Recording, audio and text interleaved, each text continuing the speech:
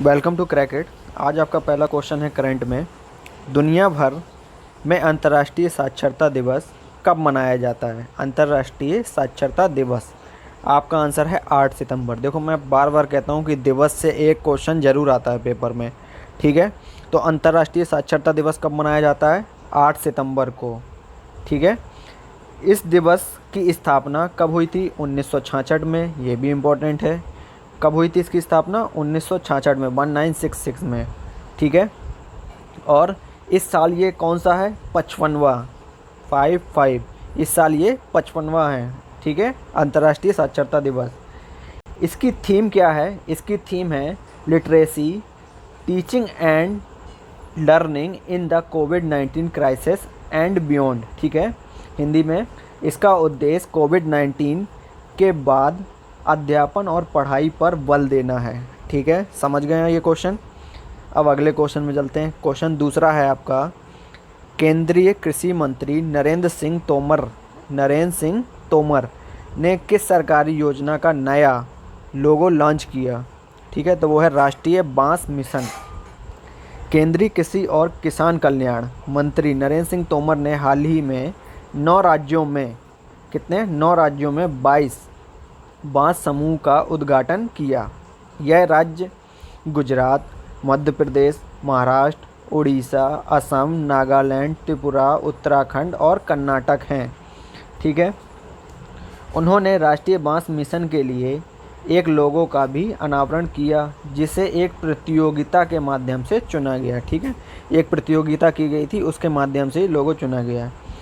अब चलते हैं अगले क्वेश्चन में। तीसरा question, Delhi Meerut RRTS corridor के लिए किस संगठन ने $500 मिलियन प्रदान करेगा? ठीक है, यानी कौन सा संगठन है जो $500 मिलियन देगा? वो है आपका एशियाई विकास बैंक, ठीक है। जो Delhi Meerut RRTS corridor, RRTS का मतलब है रैपिड ट्रांजिट सिस्टम, ठीक है।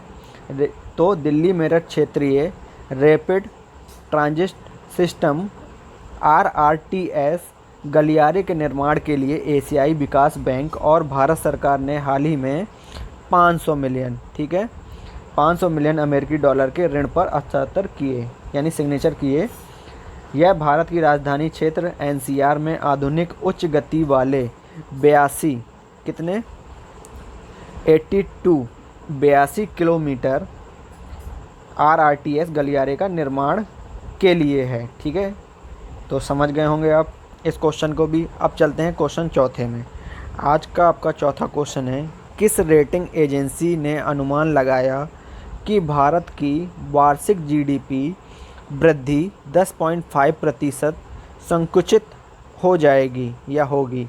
तो वो है आपका फिच रेटिंग्स, ठीक है। फिच रेटिंग एजेंसी है जो GDP का अनुमान लगाती है, ठीक है। फिच रेटिंग्स के हालिया बयान के अनुसार भारत की वार्षिक GDP वृद्धि के 10.5% से अधिक, इससे भी अधिक संकुचित होने का अनुमान लगाया गया है। इससे पहले यह अनुमान लगाया गया था कि GDP वृद्धि दर में 5% का संकुचन होगा, यानी पहले 5% कम होनी थी, अब वो 10.5% कम हो जाएगी, ठीक है। तो ये क्वेश्चन भी समझ गए आप, कौन सी एजेंसी थी? Fitch ratings.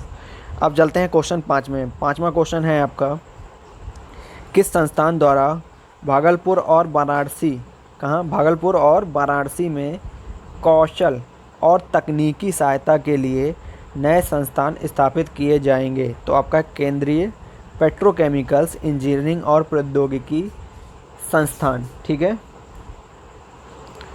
Central institute of petrochemical engineering and technology, ठीक है। इसका शॉर्ट फॉर्म है CIPET, ठीक है। CIPET भागलपुर और वाराणसी में कौशल और तकनीकी सहायता के लिए 2 नए केंद्र स्थापित करेगा, ठीक है। 2 नए केंद्र स्थापित करेगा। तो समझ गए होंगे पांचों क्वेश्चन, आप इनको पढ़ लीजिएगा, इंपॉर्टेंट क्वेश्चन है, ठीक है। और फिर कल मिलते हैं करंट में, ठीक है। नमस्कार।